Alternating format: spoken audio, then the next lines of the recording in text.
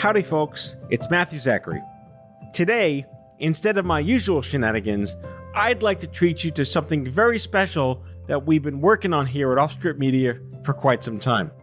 One of the privileges we have here, besides creating and producing epic shows on our network like Am I Dying, Brave New Weed, and NordPod, is the ability to diversify and expand to producing original series.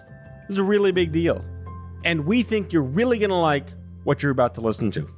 With that said, we are handing over the entirety of today's episode of Out of Patience to episode 1 of the BCSM podcast, our first 3-part original series about how breast cancer patients dared to be the change they wished to see, saw an opportunity to fill a need, and created the breast cancer social media community, or BCSM. What began in 2011 as a conversation on Twitter between 2 intrepid young adult breast cancer survivors has evolved into a global network of patients, caregivers, clinicians, and researchers dedicated to empowering those affected by breast cancer. Once you listen to this episode, I urge you to consider subscribing to the series by searching for BCSM wherever you get your podcasts.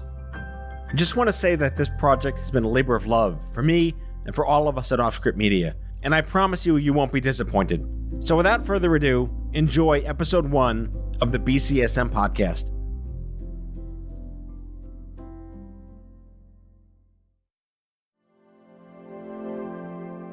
Hi, I'm Matthew Zachary, and welcome to the first episode of the BCSM podcast. I am a 25-year survivor of pediatric brain cancer and the founder of Stupid Cancer. Over the past 2 decades, I have met thousands of breast cancer patients from all walks of life at all stages of diagnosis and who all have uniquely different experiences. However, the one thing that they all have in common is the desire to take comfort in belonging to a community that welcomes them without stigma or judgment. But there has been one online community in particular that stands apart as being truly original. A group of people that wanted more than just hospital visits and chemotherapy. They sought community, resources, information, and support from each other online. Now, online support isn't new, but this was an online community that took us by storm from one of the least likely places. Twitter. ABC News has gone pink across every broadcast, saluting Breast Cancer Awareness Month and the search for a cure. October is Breast Cancer Awareness Month. And cancer and chemotherapy. We're so Angelina used to Jolie breast cancer following that diagnosis. But what is chemo?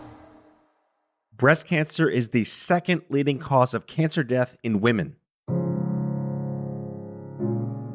There are currently more than 3.5 million breast cancer survivors in the United States alone, including those still being treated and those who have completed treatment. According to the American Cancer Society, since 2007, breast cancer death rates have been steady in women younger than 50.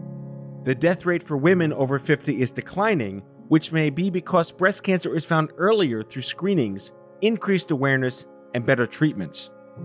Early detection and better treatment improves the lives of thousands of patients each year, but living with breast cancer is far from easy.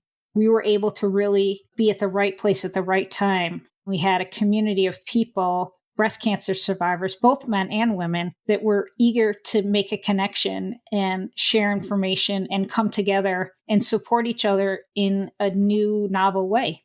That's Alicia Staley, founder of the breast cancer social media community, or hashtag BCSM. BCSM is a hashtag, a social movement that educates and empowers people affected by breast cancer worldwide. The online conversations offer breast cancer patients emotional support, guidance, and reliable information about their treatment. Since its beginning in 2011, BCSM has grown into a network of patients, caregivers, clinicians, and researchers who are all dedicated to empowering people affected by breast cancer. And it all started with a conversation on Twitter. I joined Twitter in March of 2008 when I was recovering from my third dance with cancer. A friend had come over to visit to see how I was recovering from my bilateral mastectomy. And I had mentioned to her that I was feeling isolated and sort of alone again in my cancer journey. Alicia was diagnosed with Hodgkin's lymphoma at 19 years old in 1998. She was then diagnosed with breast cancer both in 2004 and 2008. Going through that recovery for that surgery, I found myself feeling a little down. I felt like I was going through something that not a lot of people could relate to as a 3-time cancer survivor, and just was really struggling to make connections with people, that had sort of walked in the same path.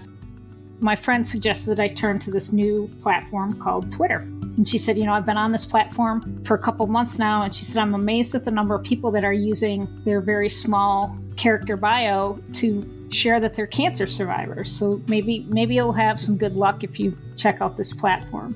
That afternoon, I signed up for Twitter and started searching on the terms cancer survivors, and I was really amazed at the number of people that were self-identifying as cancer survivors and talking very openly about their cancer experience. And I felt like I had found an amazing new survivorship tool that I could tap into. I was shocked at the conversations that I was seeing and pleasantly surprised at how open people were about talking about their experiences going through surgery or chemotherapy or just sort of recovering from their cancer journey. And really, I think from that moment, realized that I had almost like this virtual support community at my fingertips. Within a year on Twitter, Alicia crossed paths with Jody Shoger, breast cancer survivor and fellow advocate. Jody was also a breast cancer survivor. She had dealt with breast cancer about 12 years before we had met. So she was a long-term breast cancer survivor. She had dealt with a number of long-term issues just from her initial diagnosis, but she was cancer-free when she joined Twitter. She was also looking to connect with people online just to continually learn more about her breast cancer and the potential for what could happen in the long term for her care. We really started connecting on conversations around cancer survivorship, and it got to the point where we started thinking about how can we take this conversation to the very next level? How can we begin to rally people around topics that we felt were important to the cancer community or that we just personally wanted more information about? Alicia and Jody found a community that had come together around the HCSM hashtag, which stood for Healthcare Social Media. They began participating in the chat on a regular basis. The monthly chat got people together to talk about relevant conversations that were happening in the healthcare space. And Jody and I both realized that we were always really charged up when they were talking about patient topics or something that would actually improve the patient experience, not necessarily in cancer, but just any disease state. And I think Jody and I started having conversations about what could we do to bring these kinds of conversations to the breast cancer community for the very first time. So borrowing the notation HCSM and using that as our framework, we decided to start tagging our content with BCSM in the context of a chat. On July 4th, 2011, at 9:00 p.m., Jody and Alicia launched the first hashtag BCSM Twitter chat. We picked a holiday thinking that it wasn't really going to be that successful. We can blame it on the holiday. But fortunately, about 75 people showed up for that very first chat, which blew us away, which immediately told us we were onto something. We were fulfilling a need that the community had. People really wanted to talk about topics around breast cancer and connect in new ways. Back in 2011, hospitals and organizations were cutting back in-person support groups. Launching a support group online gave patients the opportunity to connect with each other. We really thought, why don't we give this a try? My hospital had cut back on support groups. Jody's hospital in Houston was also doing the same thing. They were limiting the number of in-person support groups. In both cases, it wasn't really something that was accessible to either one of us at that point. I think having the opportunity to build something in a virtual way to fulfill a need for ourselves as patients really helped us get behind this idea that we could create a virtual space for breast cancer patients to come together, talk about relative and relevant conversations that really could have an impact on our wellness and how we were doing as breast cancer survivors. It was truly an opportunity to create user-generated, user-curated information. Jody and I were talking about the need for an easier way to find information about breast cancer. We talked about, well, maybe we need to develop a website, or we curate the whole internet of all the topics and content about breast cancer. And I think we quickly realized that that was an unsustainable idea. But utilizing a hashtag made it so much easier for us to tag a tweet with a hashtag. Twitter incorporated the hashtag as a search function very early on in their code base. So it just became this perfect confluence of events for us at the start, the BCSM hashtag community. It's amazing to think that not only did we connect through Twitter as a platform, but we never even actually had the opportunity to meet each other in person until after the chat had been up and running and we were well on our way.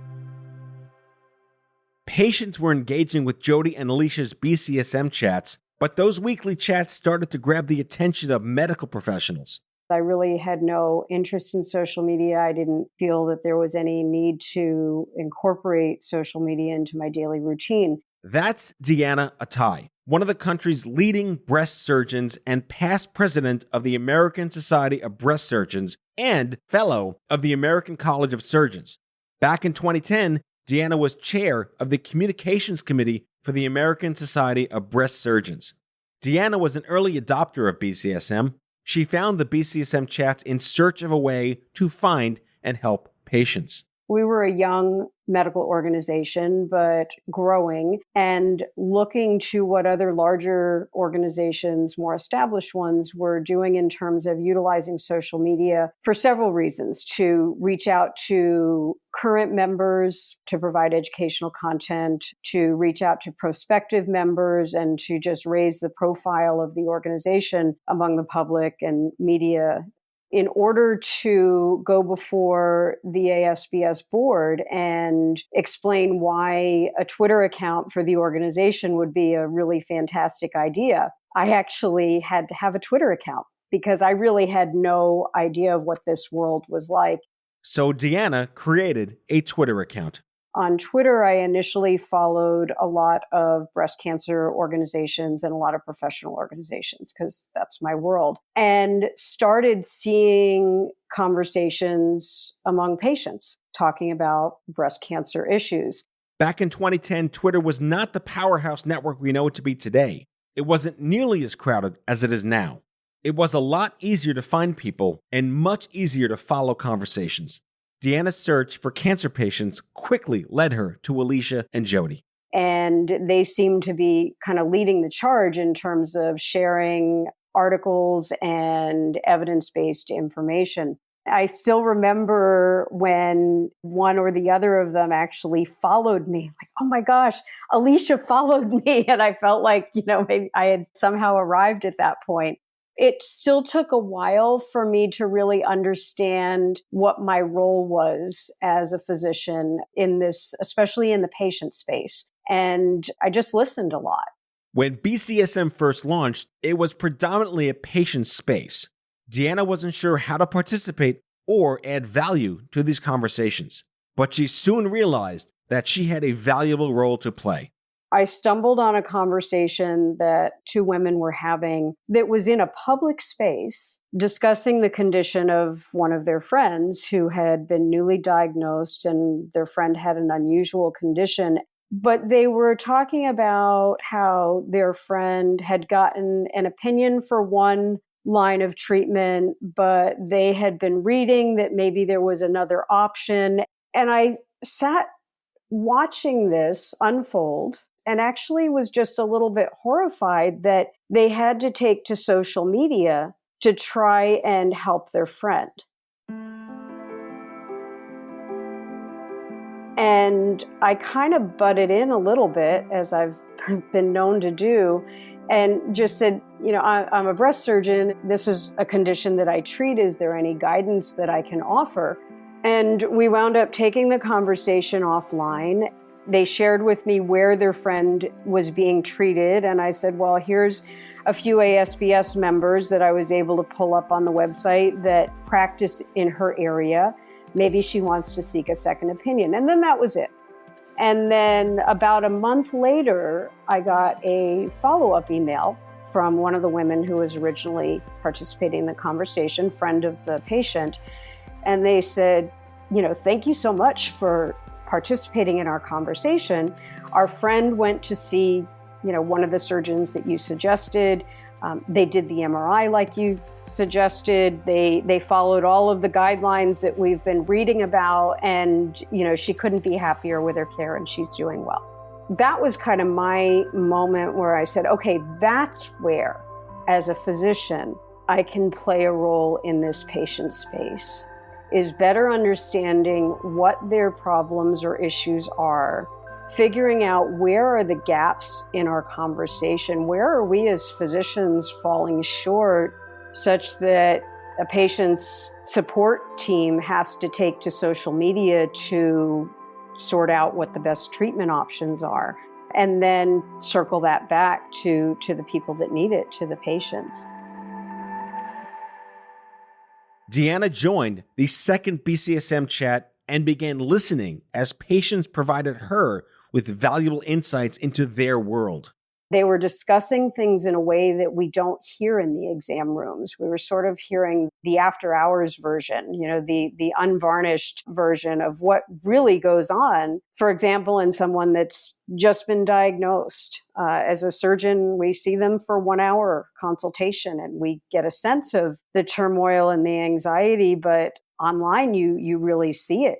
What is it really like getting chemotherapy and going through that treatment? We see our patients for visits and we have conversations with them between office visits. But again, this was the fancy clothes are off, the makeup is off, the hair is down, and it's no holds barred conversations. And just being able to witness that initially and then later play a little bit more of an active role in terms of participating in those conversations. It's just given me such incredible insight into the patient experience, and one that I just don't think I ever would have had if not for getting involved in social media.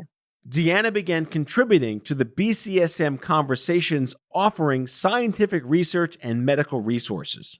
When I identified as a physician, they didn't shut me out or shut it down. The reception was positive. And maybe that's because I had spent a lot of time just listening initially. That's one of the things when we are talking to physicians who are just starting to get online. It's kind of one of the best practices is listen more and talk less. Really understand who you're trying to help and trying to serve. Physicians are, of course, notorious for interrupting patients, sometimes within 5 to 10 seconds of them speaking when they're in the exam room setting. The reception being positive was one thing that obviously reinforced that, yes, this is where I can play a role. Where there is medicine, there is room for false information. Jody and Alicia encouraged self-policing false information within the BCSM chats. They wanted BCSM to be a hub of support and reliable information. We didn't want this to become like a lightning rod or a community where we're sharing the latest, if you drink this green shake, you're going to be cured of breast cancer, or if you, drink castor oil and jump on your left foot 3 times, your breast cancer is going to magically go away. Because I think there were a lot of these communities that were popping up on Facebook, and we were starting to see it on Twitter, where they were, people were just trying to promote the latest and greatest crazy cure for cancer. We decided very early on that we were not going to tolerate having people join our virtual support group or our virtual chat and spam us with links for magic cancer treatment. So the community got very good at calling out these people that were sharing links to questionable research and questionable cures. And it got to the point where people just didn't even try anymore. And I think we were able to sort of keep that at bay. And I think that speaks volumes to the integrity of the community, and we're squarely rooted in evidence-based science and information. That, to me, is what a self-policing community needs to do. They were very clear from the beginning that when they did address medical topics, they either got experts on as guests who could discuss the research, or they had done their due diligence. And that leadership from the top really set the example. There was not much that was inaccurate or that was wrong. Alicia, Jody, and Deanna went through a learning curve with building a community and understanding what it needs. They found that there's a very cyclical nature to community development.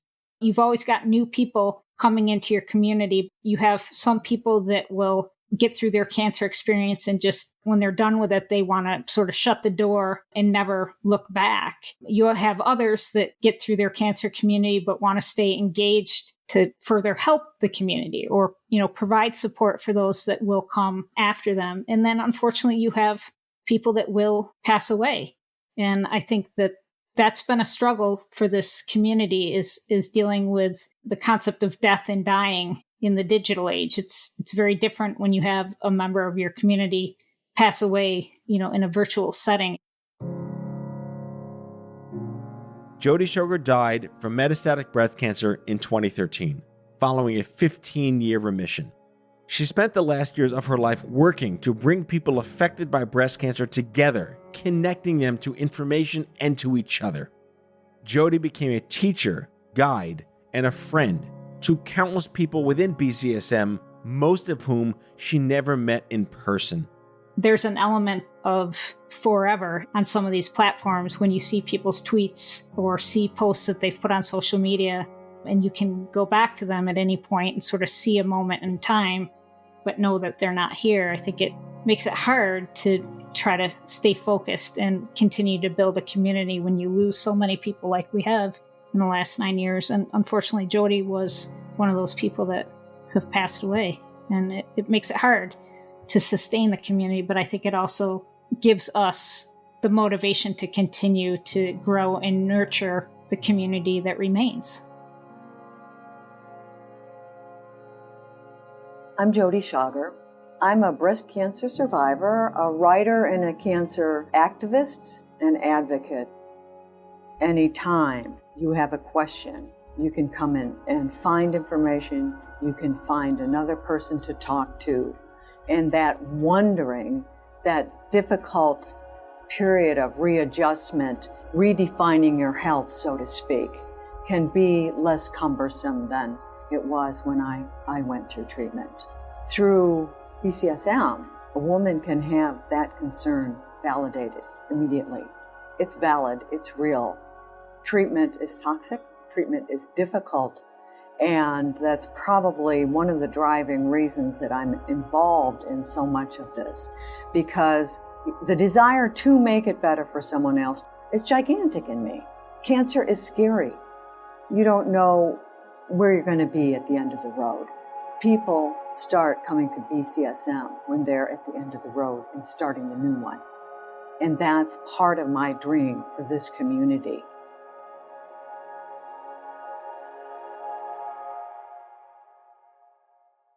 Once BCSM had established a strong online community, Deanna naturally began to think of how to use the numerical data to measure its impact. There were other cancer communities that were cropping up.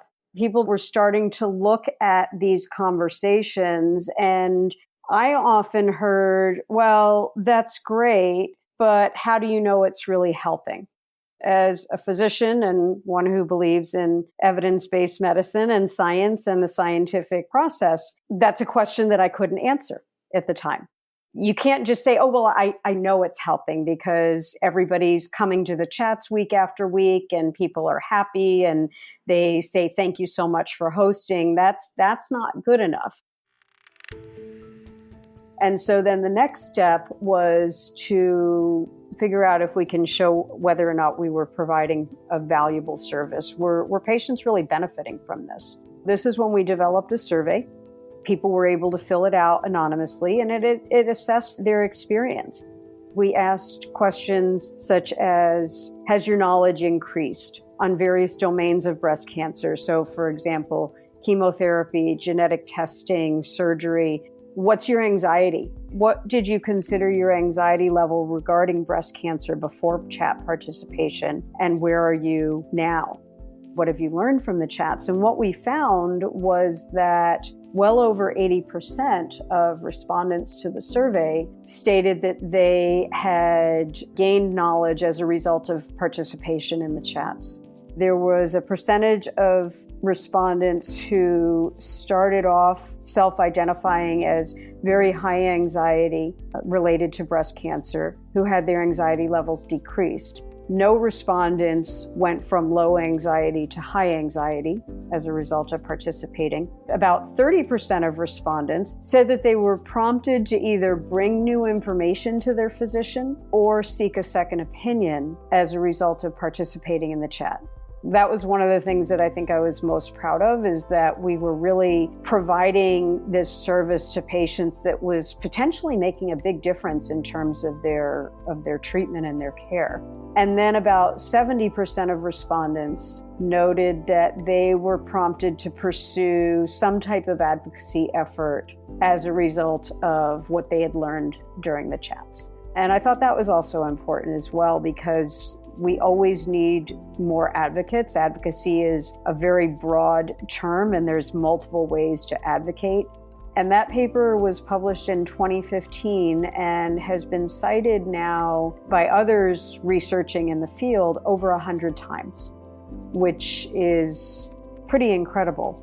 I think that kind of started the research process, and I think showed us as well as other researchers that, yeah, this is more than just a conversation that these people are having on social media. They're actually making a difference.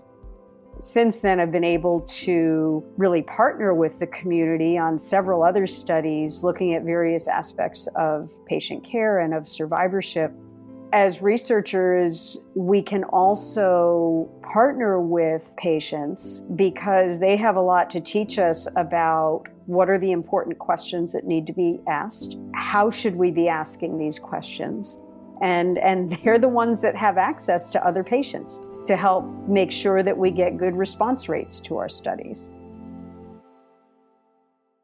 There are lots of choices in support, very thankfully due to incredible progress through advocacy. There are dozens of platforms and apps now, and even cancer centers have more integrative ways to get support virtually. According to Alicia, BCSM will continue to play a critical role for the breast cancer community and the industry at large.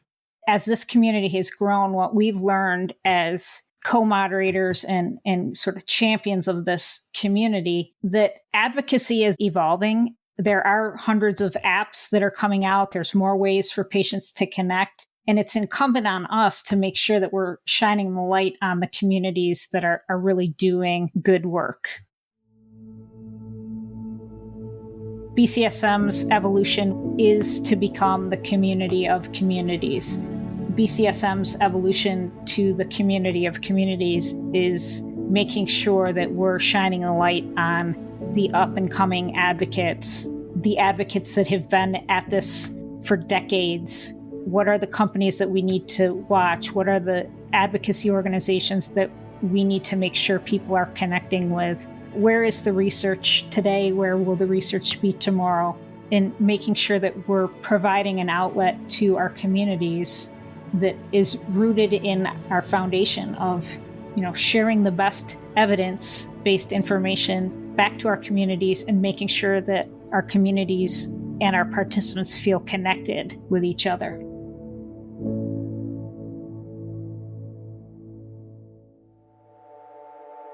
Making sure everyone has a voice through all the things they didn't ask to have to deal with. This is the story. This is the community. And this is the power of taking an active role in helping people who come after you. This is Breast Cancer Social Media. Stay tuned for the next episode where we will meet some of BCSM's most influential advocates.